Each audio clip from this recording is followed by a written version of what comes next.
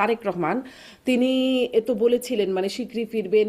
একবার শুনেছিলাম সেপ্টেম্বরে আসবেন, তারপর অক্টোবরে, তারপর নভেম্বরে, তারপর শুনছি ডিসেম্বরে আসবেন।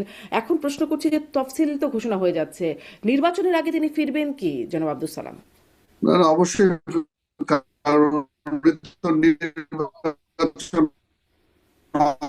অংশগ্রহণ করবেন এবং আগামী নির্বাচনে আমরা ম্যান্ডেট নিয়ে তিনি বাংলাদেশের প্রধানমন্ত্রী হবেন, কাজে তাকে তো ফিরতে হবেই। তিনি অবশ্যই ফিরবেন। নির্বাচনের আগে ফিরবেন, আচ্ছা। তাহলে সেই যে শঙ্কাগুলো বা যেই মানে নিয়ন্ত্রণটা অন্য কারো কাছ থেকে তার কাছে ততদিনে চলে আসবে, স্পর্শকাতর কারণগুলো চলে যাবে নির্বাচনের আগে আগে।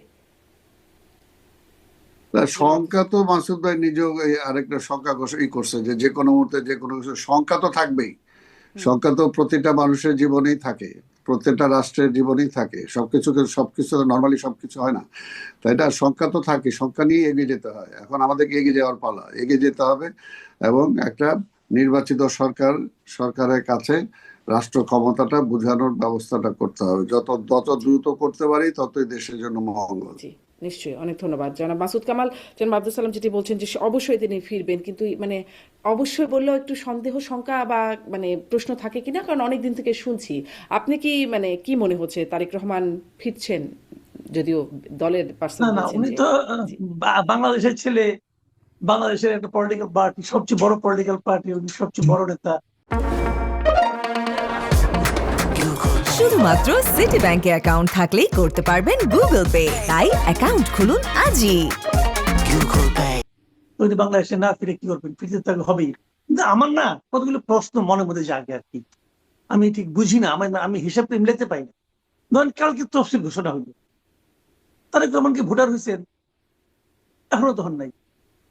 আচ্ছা, যদি ভোটার না হন, উনি ইলেকশন কিভাবে করবেন? যদি ইলেকশন না করতে পারেন, এমপি কিভাবে হবেন? ওই যে যদি বিশেষ এমপি না হতে ব্যবস্থাপনায় বা পারেন, নির্বাচন কমিশন নাকি এখতিয়ার আছে, নির্বাচন কমিশন তো বলেছে যে বিশেষ এখতিয়ার আছে তাদের। না আমি সেটাকে ধরবো না, আমি বলি আপনাকে। যদি উনি এমপি হতে না পারেন, প্রধানমন্ত্রী কিভাবে হবেন? সালাম ভাই তো বলছেন উনি আগামী দিনের প্রধানমন্ত্রী। আমিও ভাবতে চাই যে উনি আগামী দিনে, কারণ আমার কাছে তো আর কোনো বিকল্প নাই। কাজে আমি ভাবলাম, ধরেন এখন নির্বাচন কমিশন কি বলতেছেন যে উনার হাতে সে ক্ষমতা আছে। নির্বাচন কমিশন এমন ক্ষমতা কেন প্রয়োগ করবেন এবং কি কারণে প্রয়োগ করবেন, যেটা নাকি দেশের আর সাধারণ কোনো জনসাধারণের জন্য প্রয়োগ হবে না? আমি তো নির্বাচন কমিশন প্রশ্ন করবো, আপনি কেন?